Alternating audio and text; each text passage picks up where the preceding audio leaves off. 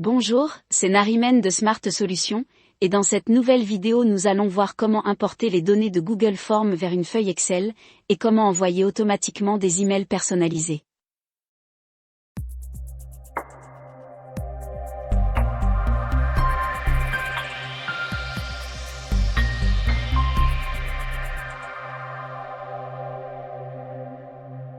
Avant de commencer cette vidéo, je vous invite à vous abonner à notre chaîne YouTube, à activer la cloche, et à nous suivre sur les réseaux sociaux. Tous les liens sont en barre d'infos. Vous trouvez aussi le lien de téléchargement de cette application, vous pouvez la télécharger gratuitement. On commence par créer un nouveau formulaire sur Google Forms. On se connecte sur Google Drive. On clique sur Nouveau, Google Forms.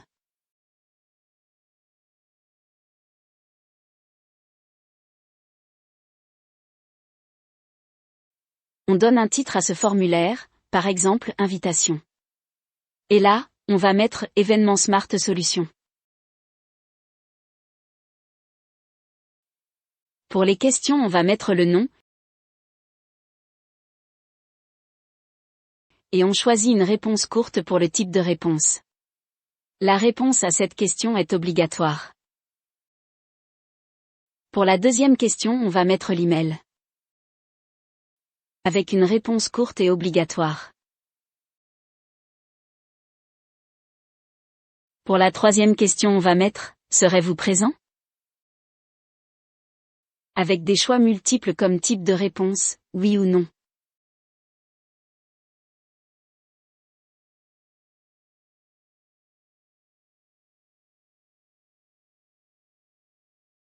Et on ajoute quelques réponses comme exemple.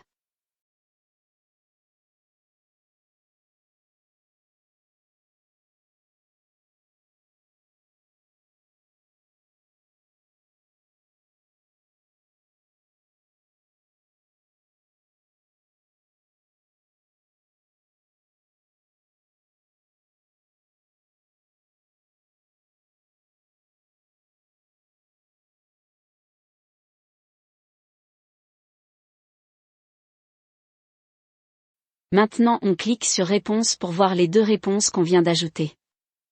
Voilà, on a les noms, les emails et les réponses. Et on va créer une feuille de calcul sur Google Sheet.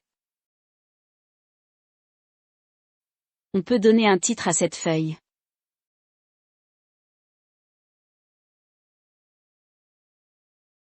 Voilà, nos réponses sont bien sur une feuille de Google Sheet. Pour importer ces données, on clique sur Fichier, Partager, Publier sur le web. On peut importer tout le fichier ou juste une feuille. On va sélectionner juste la feuille, et on clique sur Publier.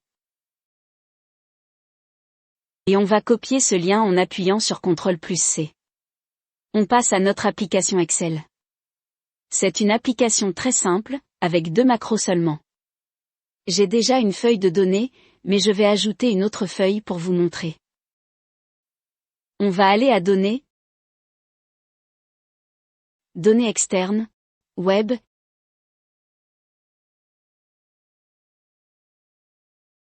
et on va coller le lien ici et on clique sur OK.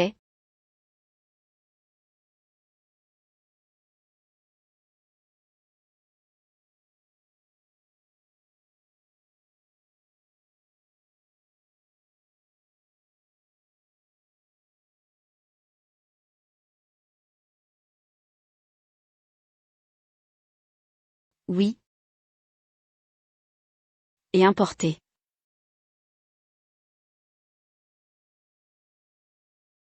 On choisit la cellule où on va mettre nos données, et on clique sur OK.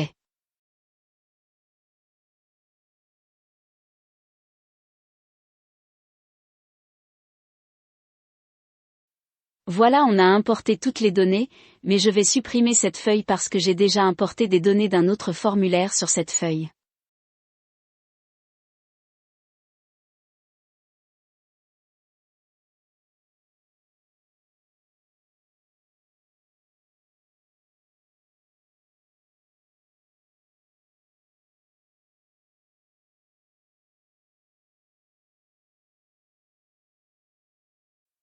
Maintenant si je me connecte sur l'autre formulaire,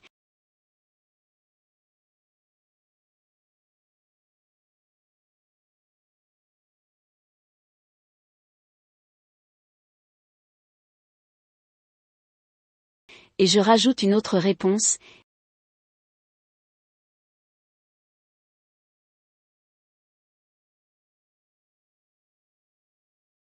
et je clique sur le bouton synchroniser, je trouve la nouvelle réponse que je viens d'ajouter.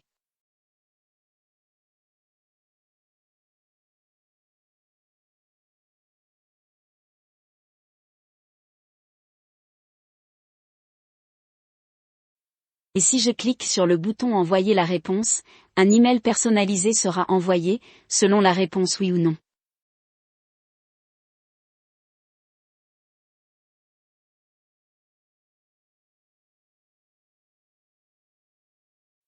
On passe à l'onglet développeur pour voir les 2 macros de cette application.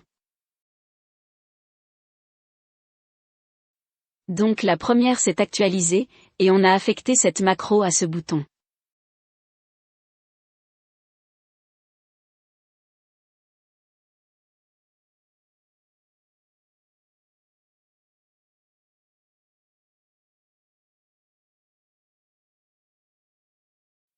On a utilisé cette ligne de code pour actualiser les données automatiquement.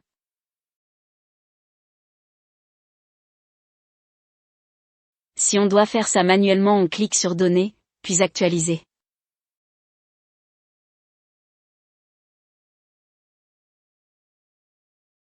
Après, on a cherché la dernière ligne disponible sur la feuille 2.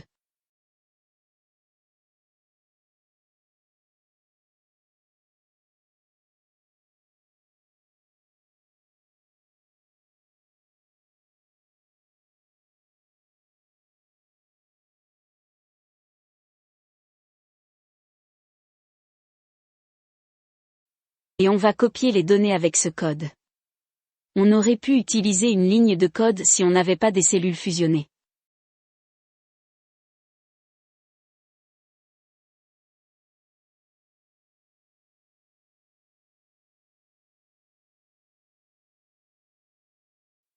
Donc on va copier les données de C6, jusqu'à C, dernière ligne.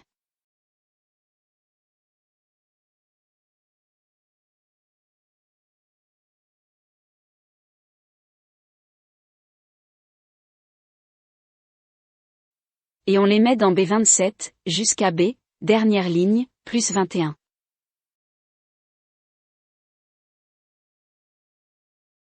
Pourquoi plus 21 ?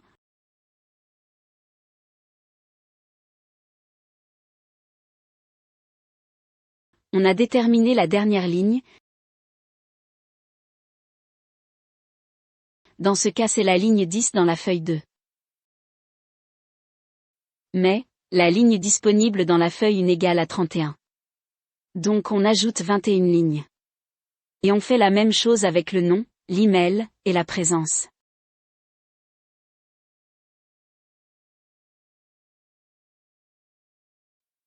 On efface les dates des emails envoyés, parce qu'on ne peut pas renvoyer un mail s'il est déjà envoyé. Maintenant si je clique sur envoyer la réponse, des mails seront envoyés à ces personnes selon leur réponse. Si leur réponse est oui, on va envoyer ce message, avec le nom comme variable pour personnaliser le message.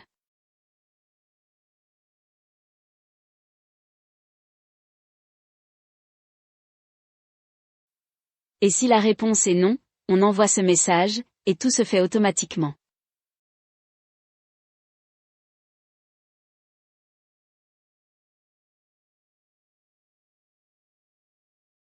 On va voir cette macro pour comprendre comment ça fonctionne.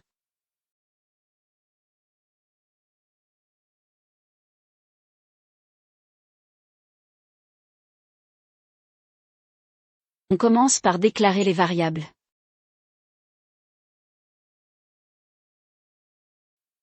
On cherche la dernière ligne qui contient une valeur dans la colonne B.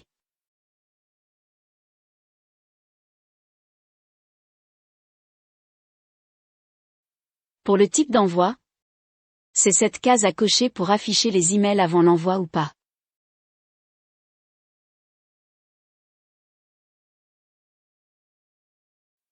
Si je la déplace, on trouve une cellule C23, avec une police de la même couleur de remplissage. On va la mettre en noir pour que vous puissiez voir.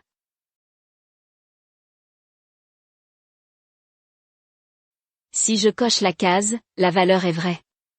Et si je la décoche, la valeur de la cellule égale à faux.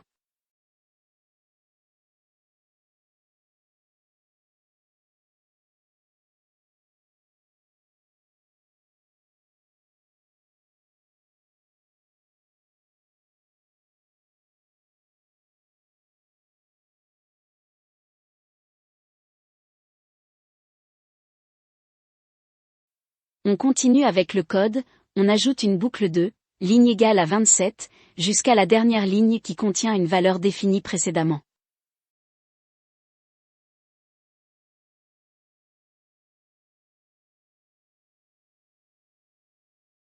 On commence par vérifier si la colonne N est vide. Ça veut dire qu'on n'a pas encore envoyé l'email. Si elle n'est pas vide, on saute toutes ces étapes.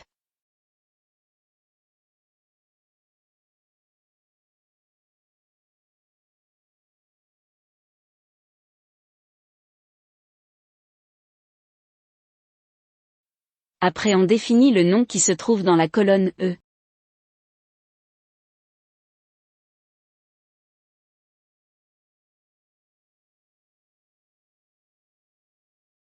Puis l'email, et la réponse.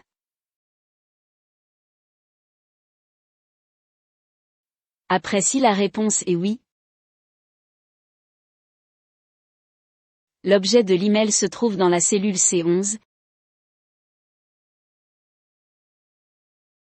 et le message dans la cellule C13.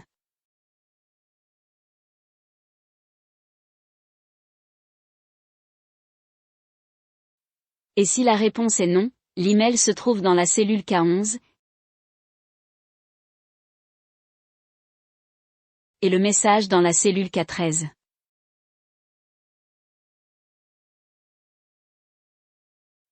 Après, on doit remplacer la variable avec le nom prédéfini.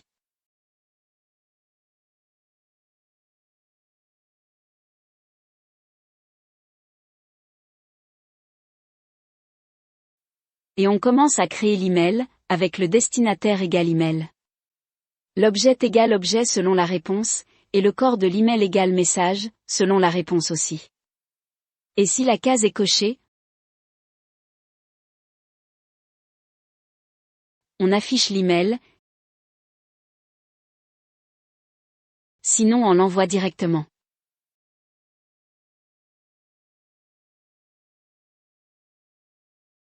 Et finalement, on met la date dans la colonne N.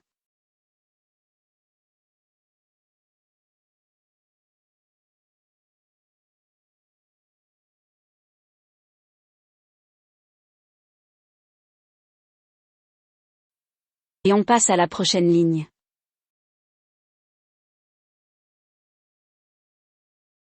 Et on a ce code qui permet de fermer le fichier, je l'ai désactivé.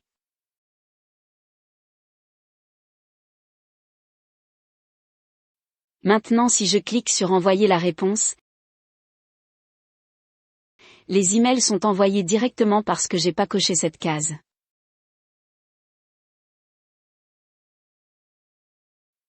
Je reteste. Il faut d'abord que j'efface les dates.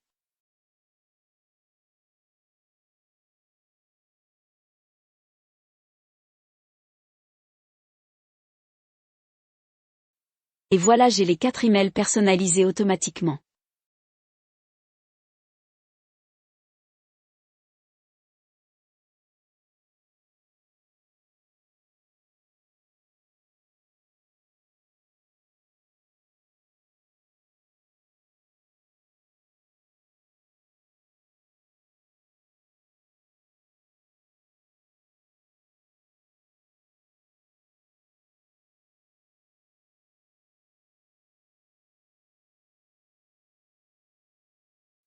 Et si vous souhaitez que tout ça se fait automatiquement sans cliquer à chaque fois sur les boutons, on ajoute un petit code à l'ouverture de fichier.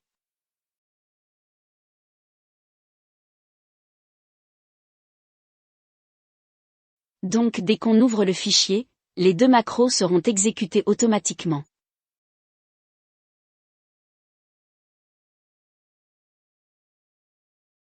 Et si j'active aussi cette ligne de macros, le fichier se ferme à la fin de l'exécution des macros.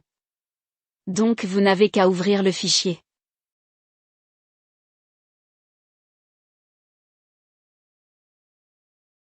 Et si vous êtes encore plus fainéant, vous pouvez programmer une tâche sur votre PC, qui fera le travail pour vous. Et je vais vous montrer comment. On va aller à panneau de configuration, outils d'administration, planificateur de tâches,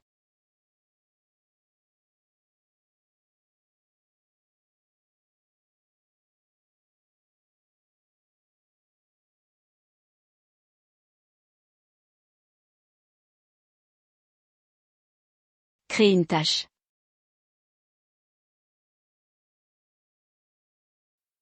On lui donne un nom.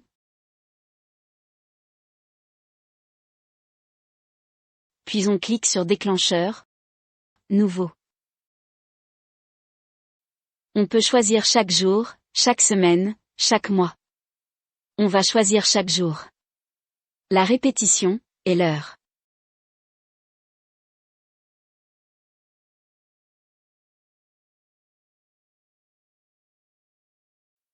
On clique sur OK et on ajoute une action. Donc l'action c'est démarrer un programme. Et on ajoute le fichier Excel.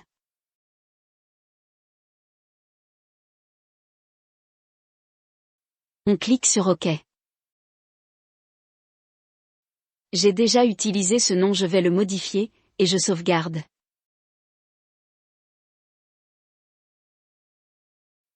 Voilà, j'espère que cette vidéo vous a plu, merci et à la prochaine vidéo.